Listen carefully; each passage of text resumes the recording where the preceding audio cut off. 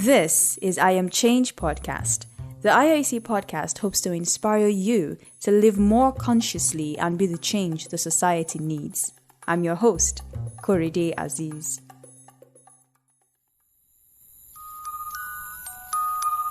Once upon a time, in a land not so far away, children used to go to a place called school.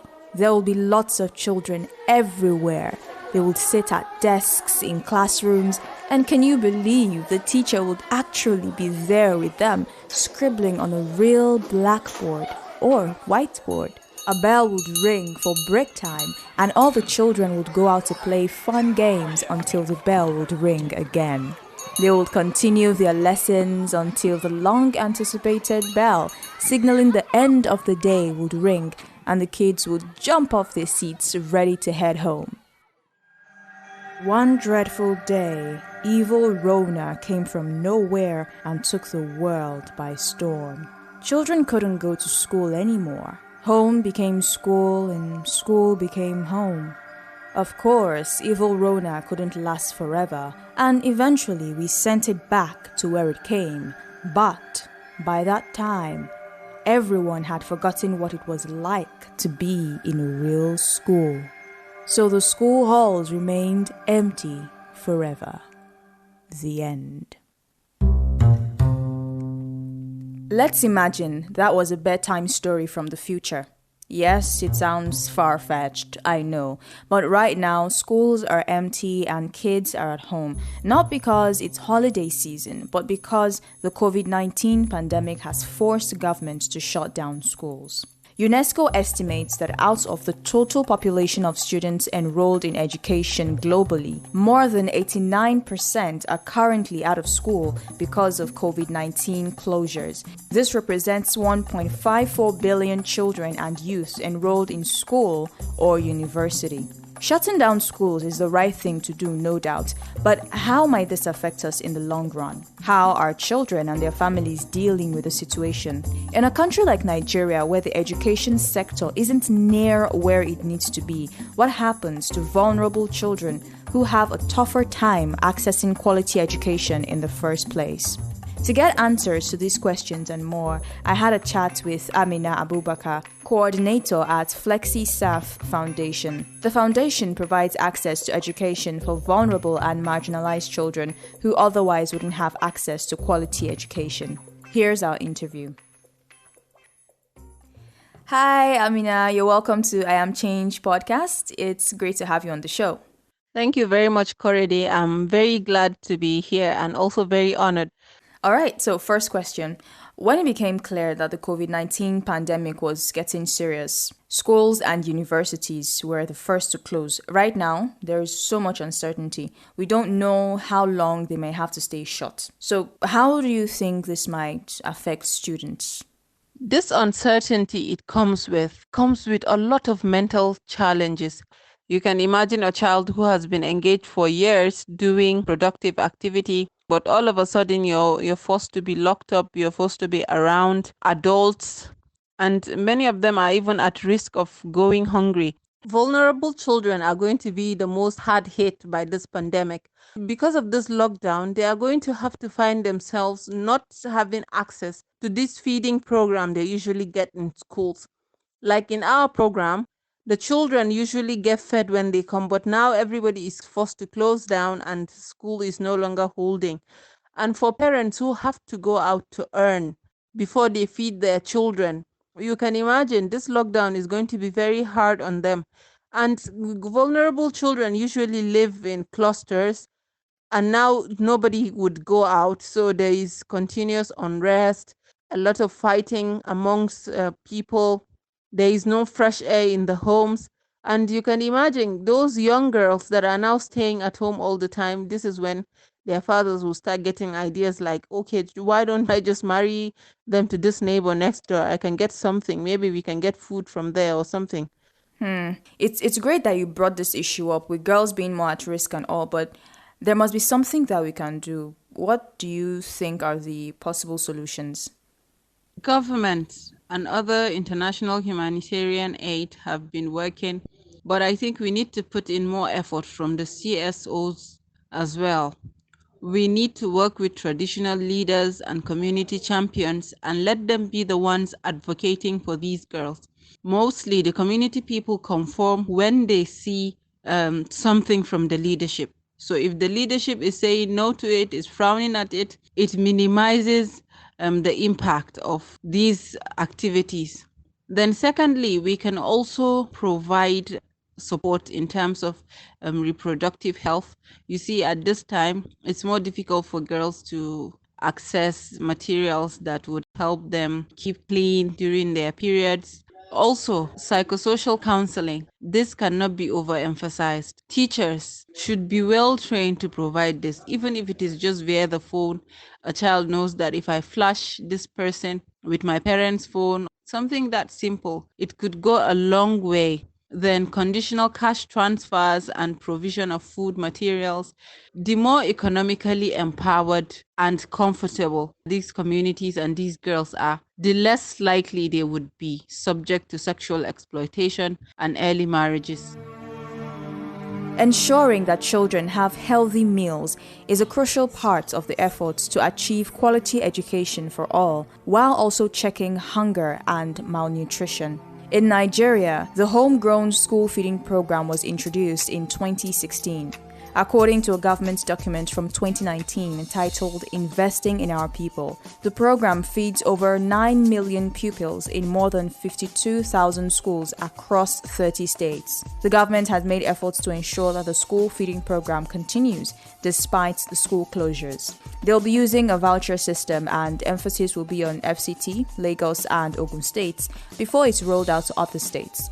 The vouchers will have a specific time on them and will be delivered door to door, and food will be distributed at designated distribution centers. But is this a foolproof system? Why is it important for programs like this to be continued, and how else might we ensure that they work during this period? The WFP World Food Program has reported about 320 million children missing out on school meals that otherwise would be accessible to them if schools were open. For some of these children, or for many of them, these are the only source of real nutrition they get in a day.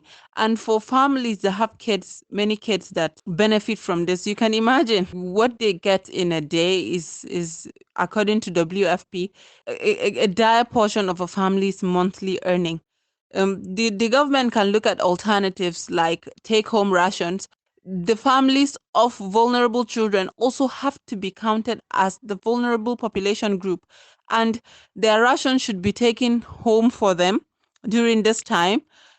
And those that cannot have access to their own homes, they should have access to conditional cash transfers that they can continue to feed. If not, many children would die of malnutrition at this time. And for FlexiSAF Foundation, yes, we have a few members coming to say they want to support. And this is also the only way we can support food rations for families and have to drop it to them in their homes, of course, in partnership with communities. But during this lockdown, this might also not be possible. But this is definitely something we've been thinking about and would have to work around it. Meanwhile, I'm curious, how has FlexiSAF Foundation been affected so far? This pandemic has, in fact, affected almost all of our programs because most of our programs are field programs. Aside what we can do online, every other thing has come to a complete stop. Yeah, also, I'm interested in some of your solutions for e-learning. We have developed e-learning materials in video forms, most of them, extremely interactive, easy to understand materials. And the best thing about them is they align with the NERDC curriculum. So you see, a child is not just learning anything online, but this is actually aligning with the Nigerian designed curriculum. So this material can be accessible to almost whoever wants to access it. That's great, but specifically, how might vulnerable children benefit from these kind of initiatives? I mean, especially since they might not have as much access to maybe electricity or internet like some of us are used to.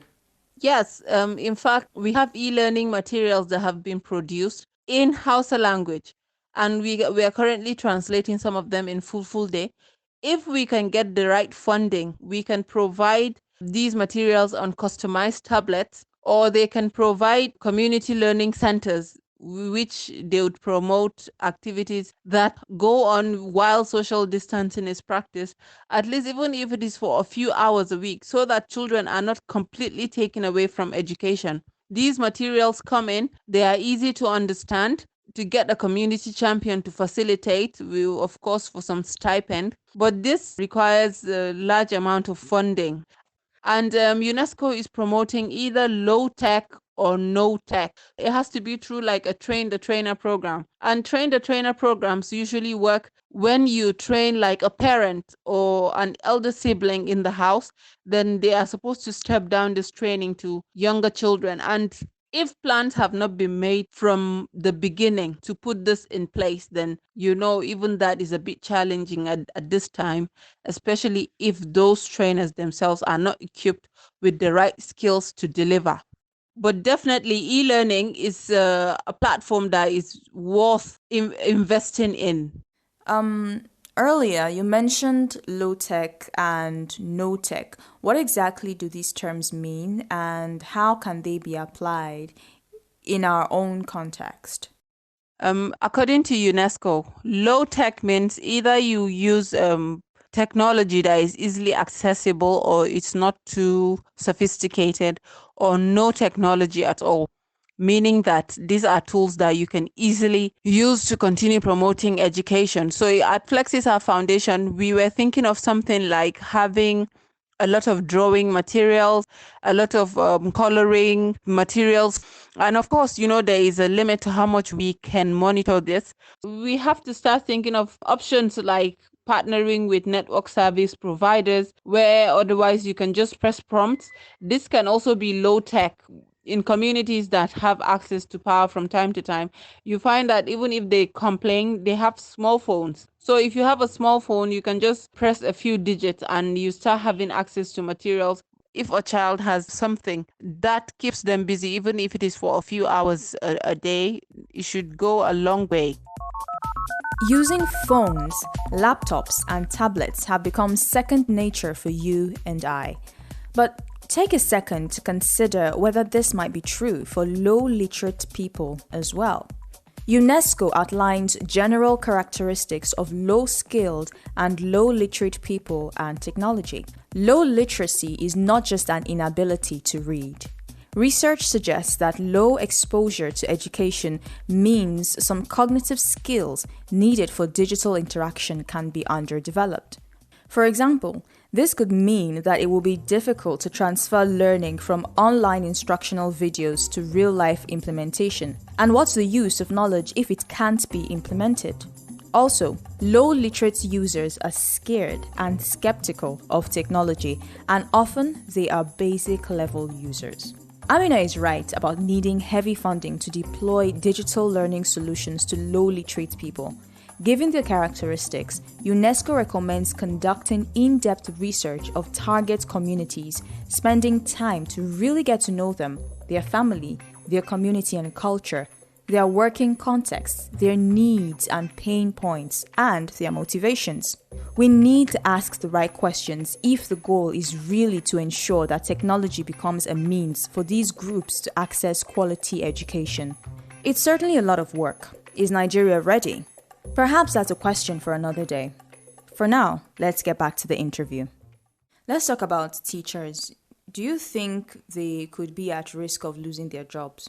If teachers are going to be at risk of losing their jobs because they are no longer in classrooms and implementing, then we have to find alternatives of how they would teach. Those that can be on radio to deliver these classes should be on radio, and teachers should also be part of the population that should not have their income stopped just because there is a closure. This should not happen at any cost. These teachers should have online platforms where they are supposed to deliver lessons continuously. In places like Georgia, there are already plans in place to keep teachers engaged, providing materials online through video chats. But these are places that have sophisticated technology and they are already used to them. But you can imagine a place like this that we don't even have those put in place in the first place. So it can be a bit challenging, but it doesn't mean nothing can be done. We can use what we normally use, providing materials on paper and trying to make students learn. This should be delivered and then delivered back to the teachers in protected forms while still practicing social distancing. Meanwhile, there's a group of children we haven't talked about yet. Children with special needs. What do you think might happen to learning for them? What do you think is the best approach? Children with special needs in particular should not be pressured to learn with results at this time. So you see, there is already a gap in terms of their capacity. So it's more important for the caregivers and parents to actually connect with these children first, understand the language which you can talk to them, for them to understand that there is a problem. That's why they can't go out. So you see, this lack of mental capacity can also make these children become more aggressive in their own effort to express their confusion, their dissatisfaction. So caregivers have to be encouraged to be very patient. Then we don't have to follow routine when it comes to caregivers. In more sophisticated countries, you find that even children with disabilities have virtual learning access. So a child can sit around the TV and the caregiver is on the other side of the screen talking to them. But here that we don't have it, we don't really have to conform.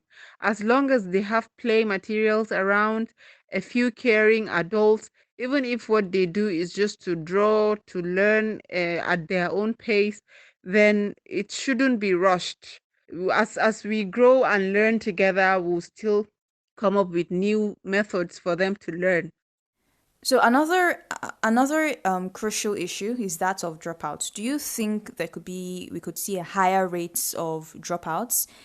Yes, definitely this pandemic is going to see higher rates of dropouts. In fact, UNESCO reports 20 years of efforts of putting youth back to school, especially girls. It's going to be taken away. So you see, that's very devastating. Those teachers in the community, we can leverage on their experiences and they can be further trained while practicing social distancing to offer lessons, learning and reading materials for those children that can already read, encourage girls from similar settings or who live in clusters to form clubs and offer psychosocial support.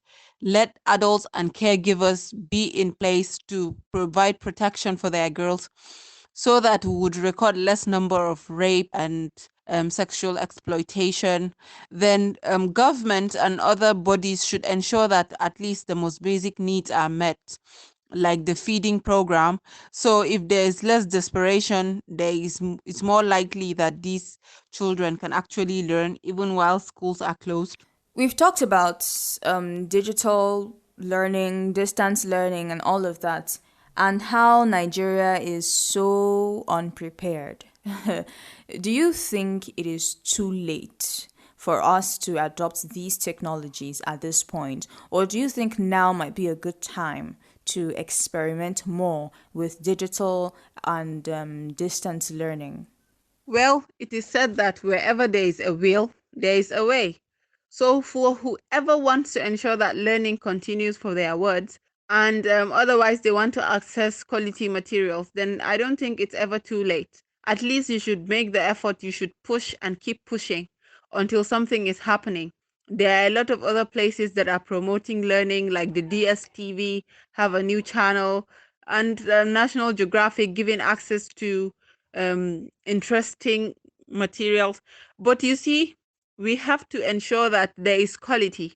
As long as you have a phone or anything and you can access the internet, some of these materials can even be accessed offline. You just download them and replay them and keep replaying. We've tried them on a few school children and they pick up just watching one or two videos and they pick up children as young as 5 years old. So it's not too late. I encourage everybody to come up and find how they can access these materials and get their words learning. Now I'm thinking about what might happen, what the education sector might look like after COVID-19 is gone. Do you think this pandemic can reshape education, and what do you think that might look like? Yes, so in fact, this pandemic is going to really redefine how we learn in future.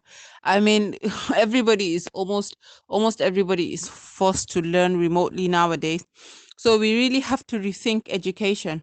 We have to rethink the role of educators. We have to rethink digital learning, and we have to rethink the information even kids need to have in the classrooms. Like you see, reports from Dell Technologies say that 65% of children in primary school are going to be working in jobs that don't exist by 2030.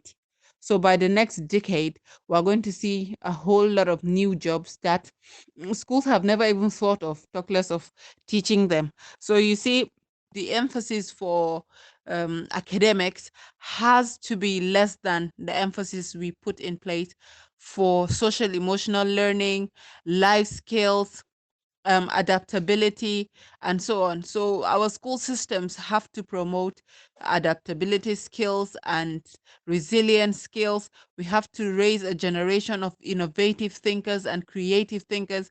So we really have to redefine education. And a lot of schools have to adopt learning through technology because I mean, even if you're a private school now, this is a wake-up call for many parents that otherwise their kids are struggling to learn through technology.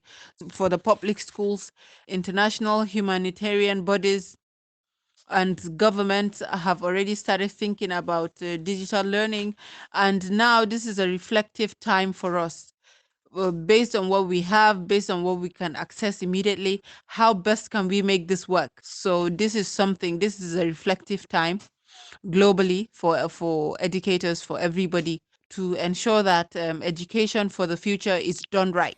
So, before we wrap up, is there anything I didn't ask you that you would like to talk about? Any final comments? So at this time of crisis, I don't think we should just leave everything to government.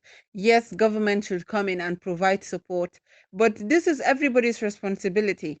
UNESCO is doing its best promoting this hashtag learning never stops, even with this pandemic, and everybody should contribute in their own little ways. Media channels should also be part of this, network service providers, private companies, almost everybody should play their own roles. We should understand that this is a time of solidarity and cooperation and collaboration to ensure that learning never stops. And that wraps up my chat with Amina Abubakar, Coordinator of FlexiSAF Foundation. If you're interested in digital learning for yourself, your children, siblings, pupils, or wards, UNESCO has curated a list of online learning resources. Please check the description of this episode for the link. Meanwhile, have you got any thoughts to share on the topic?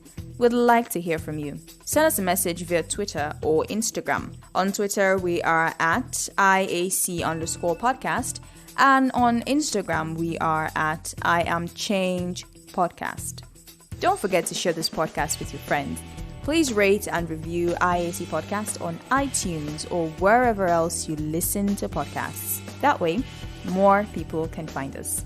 Until the next episode, continue to be the change you want to see.